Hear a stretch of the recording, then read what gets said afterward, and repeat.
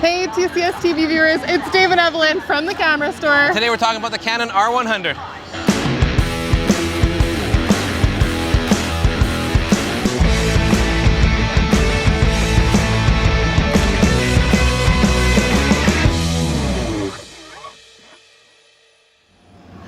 All right, Dave, we're at the Calgary Stampede.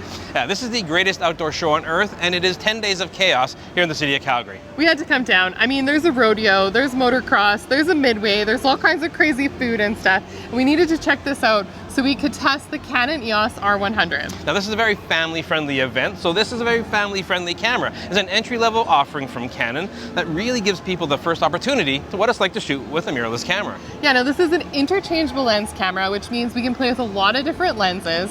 And it also is very compact. It has a 24 megapixel APS-C crop sensor inside of it. And so we're going to talk about it from two different perspectives. One, we're going to tell you who we think this camera is for, things they might like and dislike, and we're also going to give you some of our personal opinions as well.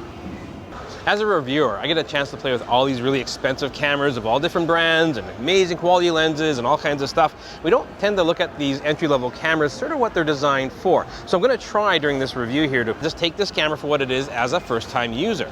Now, what I like about this camera already is that Canon's always made their entry-level cameras very user-friendly.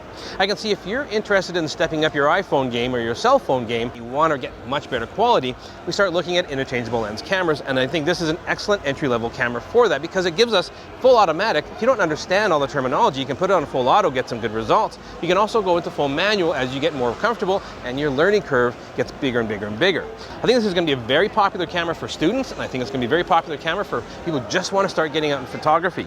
As you can see, the R100 is really tiny. It's super lightweight, and although it is a small camera, it's kind of in line with the Canon EOS M50, the M50 Mark II, where it still has a nice feel to it. I like how Canon designs their grips, even on their smaller entry-lever cameras. It just feels like a Canon camera, and I really like that. The one thing that I don't quite like, and I was actually quite surprised, is although we have a nice bright 3-inch screen, it's not articulating, and it's also not a touch screen. I was expecting a touch screen because you have sliders in the Auto Plus mode that allow you to adjust things like brightness. However, you have to do that using the D-pad on the back of the camera. So you can't actually just use your finger and slide them back and forth like you could on a smartphone. And I thought with the position of this camera being kind of entry level, it would have made a lot of sense to have that touch screen functionality. Another thing that I quite like is that we have an electronic viewfinder. It's 2.36 million dots, and it's a nice electronic viewfinder. I like that it has good eye relief, and I think it's just something that is such an essential thing for a camera like this, especially when you're shooting in brighter conditions. In terms of media, we have an SD memory card slot, and then we also have a smaller battery that we see in a lot of the Rebels, the LPE17 battery.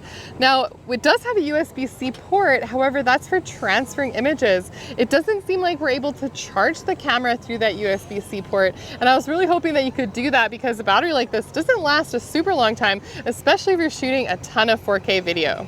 Now, despite Dave and I taking this to shoot some awesome motocross today, this is not the fastest camera out there. No, I mean, we're limited to 6.5 frames per second, which sounds fast to a brand new user, but in reality it's not. What I found is that I have to pick my shots rather than trying to pick a shot through a burst of images. Oh yeah, absolutely. I was definitely timing it, and as we saw like the event, you could kind of predict exactly when they were going to hit the jump, and that's what you would have to do. I mean, I did find the autofocus was able to acquire the riders relatively quickly, which was nice as they were sort of zipping past us and up and over that massive jump. But yeah, and I think this autofocus system again keeps up for the position that this camera is.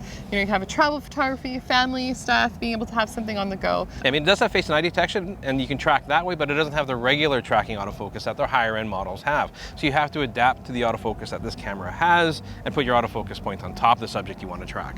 I am glad that this can shoot 4K video. It is 420 8-bit. Yeah, now keep in mind you are limited to 24 frames per second when you are shooting 4K. If you want to step it down a little bit and shoot full HD, you can go 60 frames per second for some slow motion. Yeah, and of course with the interchangeable lenses, it does give you some nice options to play around with your depth of field. So if you pair it with that 50mm f1.8 lens, you can get a very nice look to your video footage. Yeah, a little more cinematic, a little more, depth of field, which is kind of nice to work with. We do have a microphone jack, which I'm really glad they added as well. So if you want to step up your audio game a little bit, you certainly can with this. But I look at this camera primarily as sort of a little snippet kind of video camera, not one I'm going to take really seriously, even though it does have a full manual mode to it. Yeah, casual videos, you want to do reels for social media, it's definitely capable. And I like where the placement of the record button is for video. It's nice we have a dedicated record button. I've had a pretty fun day hanging out at the Calgary Stampede, especially because we've had these Canon EOS R100s. There is a lot going on at the Stampede this year. And there's a lot going on with this camera as well in a very small entry-level package.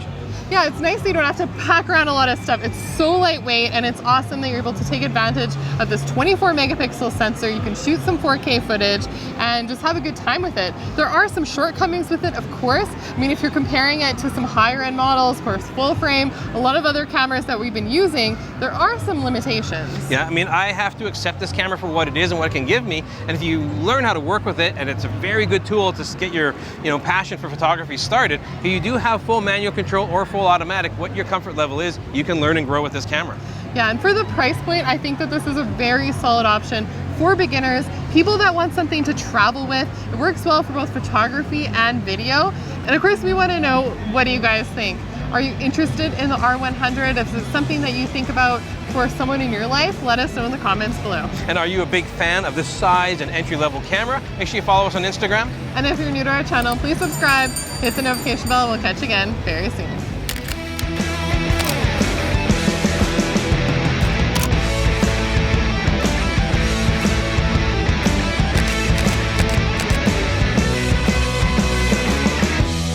Hey, thanks for sticking around and watching this Canon R100 video. If you want to check out more of our recent content, click up here. And if you are Canadian and you want to shop local, check out thecamerastore.com down here.